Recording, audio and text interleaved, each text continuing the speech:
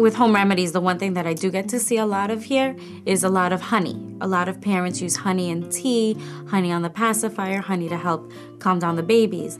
And what nobody really realizes, which is, what I always hear, what I always see is like, well, my grandmother used it, my great-grandmother used it, and those are the ones that are on top of the moms, is honey can actually be a very bad thing for babies.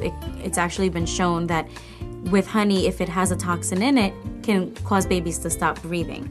And it's very real, and some parents don't realize that. And I always try to tell them, and sometimes it's hard because in the midst of talking about 10 other things, to explain to parents that honey really should not be part of the baby's diet at all is, are they even giving it? Because sometimes it comes out later on in conversation, like, oh yeah, we've been putting honey in his tea when, he's colicky, and, sometimes a little bit of, chamomile tea for a baby isn't a big deal if you're, using a lot of water, boiling it, and just giving him a little bit to settle his stomach. But when you add honey to it, you're increasing the risk of the baby having other issues or problems, which I have seen in the hospital. So it's scary when parents don't realize that it's something very real out there, especially when you have grandparents who are saying, it's okay, I used it on you and you came out just fine.